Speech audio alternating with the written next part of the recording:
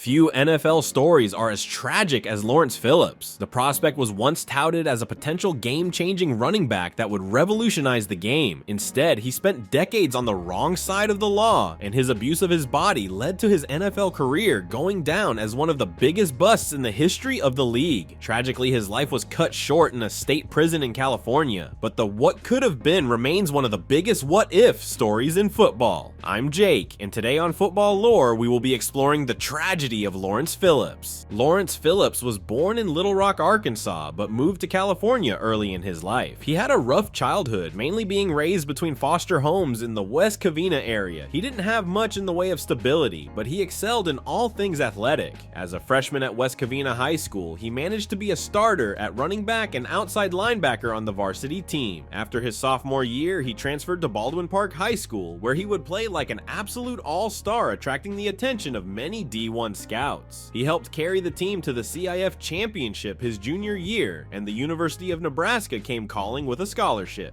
When he arrived in Nebraska, he wasn't initially going to be a starter. He worked his way up the ranks, and when he got a chance in the game, he wouldn't let it slip. While he didn't get a lot of playing time as a freshman, he did have 500 yards on 92 carries with 5 touchdowns. This made it clear he had potential to be a starting running back on the college level. In 1994, he had an eye-watering season. He rushed for over 100 yards in 11 straight games and ended the season with over 1,700 rushing yards. He almost ended up with a Heisman Trophy as a result, and he and the Cornhuskers became national champions. Troubles off the field started to flare up when just 2 weeks after winning a national title game, he pleaded guilty to charges of assault, disturbing the peace, and vandalism. This stemmed from an incident where he grabbed a college student around the neck during an altercation. He had agreed to enter a pretrial diversion program, but failed and was charged as a result. This was followed up with an investigation of his eligibility. After it was discovered, he took $100 from an agent before committing to Nebraska. He paid back this amount and was declared eligible just before the season. When 1995 arrived, he became a frontrunner for the Heisman again, but it wasn't without its share of issues. After their second game against Michigan State, Phillips broke into their quarterback's apartment and assaulted his girlfriend, Kate McEwen. He was arrested and then suspended from the team for a portion of the season. Many thought he should have been permanently kicked off the team, but the Cornhuskers were chasing their second straight national title and preferred to keep that instead. He was arrested and charged for this, and the 6-game suspension derailed his Heisman hopes.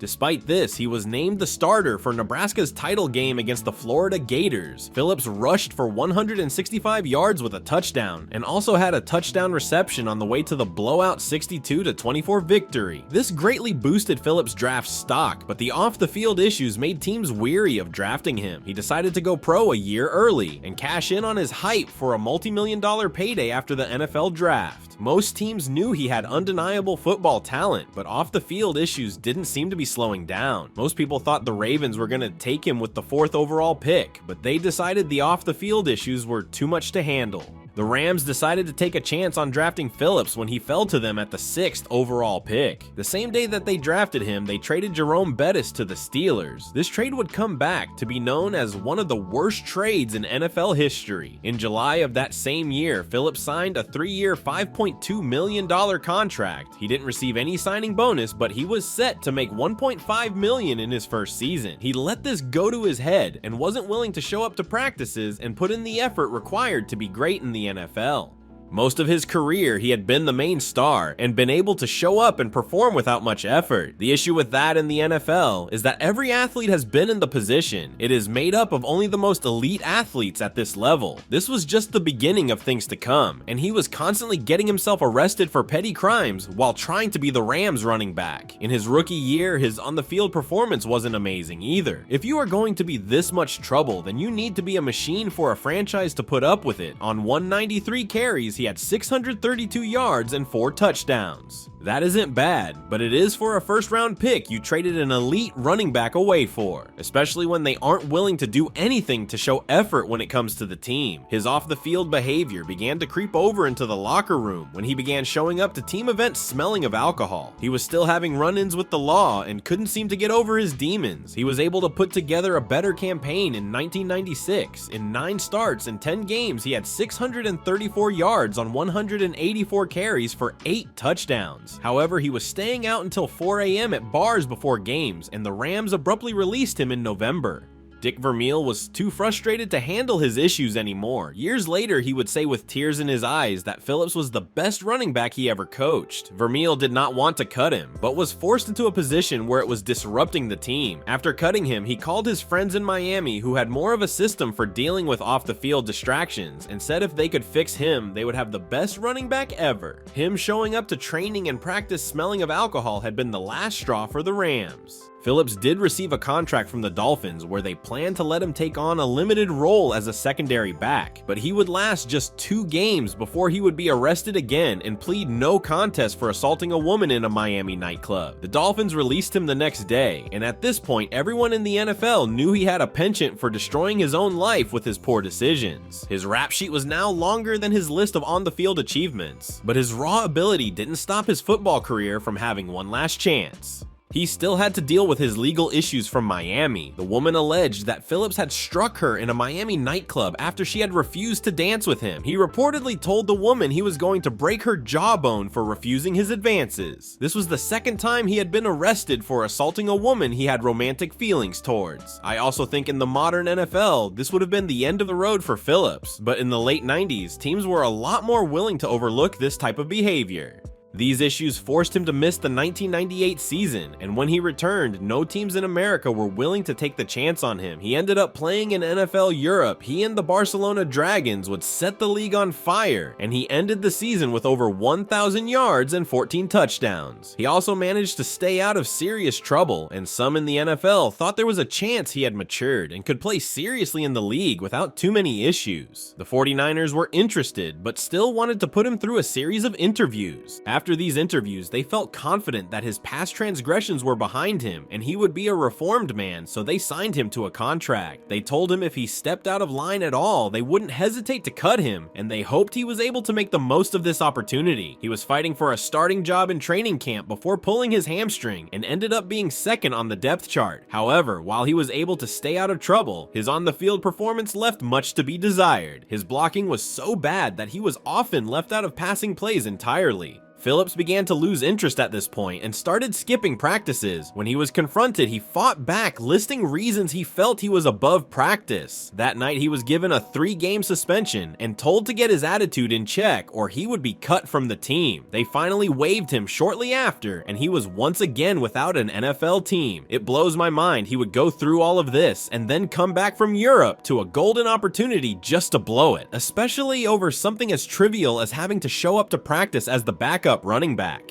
Phillips took a few years off football, still having regular encounters with the law and ending up in trouble. In 2001, he signed a deal to play in the Arena Football League, but ended up ghosting the organization after signing. He eventually ended up in the CFL, playing for the Montreal Alouettes. He showed a small resurgence with 1,000 yards rushing with 13 touchdowns, making the CFL All-Star team. But this wasn't without issues. He was fired by 2 agents and had threatened to quit the team numerous times through the season.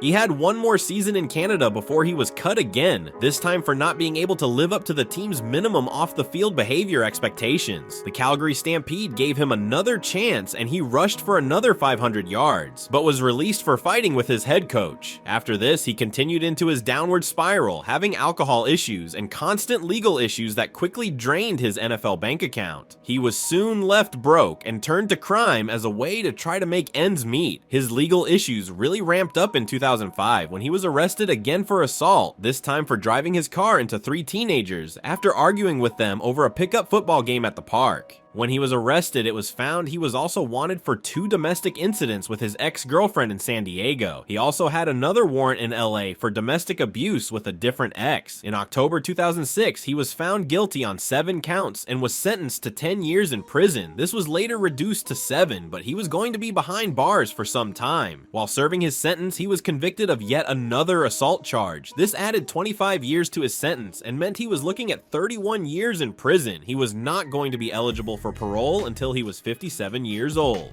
In April of 2015, his cellmate was found dead, and Phillips was charged with first-degree murder as a result of his actions. Phillips was put in solitary confinement while awaiting trial, and as we all know, that can cause a serious decline in mental health. This led to him sadly losing his battle with his mind while awaiting trial. He was just 40 years old at the time. He later donated his brain to science to help study the effects of CTE on the brain. He leaves a complicated legacy on the game of football. On one hand, some would say that he should have been kicked off the Nebraska team after his assault in 1995, while some will say that this story shows more about how the NFL will chew you up for profit and spit you out. I think that everything that happened to Lawrence Phillips was ultimately his choice, and he could have at any point made a change and bettered himself. Sure, he had a bad childhood, but that doesn't mean you need to live your life assaulting people and causing chaos for those closest to you. The end of his life was tragic, and I truly wish it had a different outcome, but he made his own choices. I do think he was an incredible football talent, and if he would have been able to actually play out his NFL career, there's a good chance he would be among the greatest running backs of all time. He really was naturally gifted at the position, and it's a tragedy that he chose the path he did. I don't think there is anything anyone could have done to really pull him from his path, considering how many times he had to right the ship. He had several chances in the NFL, CFL, and continuously refused to put in effort or show care when it mattered most. It's sad that is the way his career is remembered. I do think solitary confinement is criminal, and I feel awful for anyone that has to endure it at any point. Nothing good comes from people being locked up completely isolated, and we know the science shows it can literally drive people insane. I understand he had made a lot of mistakes, but it doesn't mean he deserved to be locked in solitary confinement to the point he got to. Phillips made a lot of mistakes, but deserved to stand trial for his actions fairly like all citizens deserve. That is the tragic tale of Lawrence Phillips. He really is one of the biggest what-ifs in football. If you enjoyed the video, please press the like button to help us in the algorithm. Also, comment down below how you feel about Lawrence Phillips and his legacy. If you really liked it, you should subscribe because we post videos like this twice a week. I am taking over the voicing of the channel from now on, and can't wait to see you guys in the future. Our last video was a documentary about the New England Patriots in 200 and their ultimate downfall at the hands of Eli Manning. Thank you so much for watching.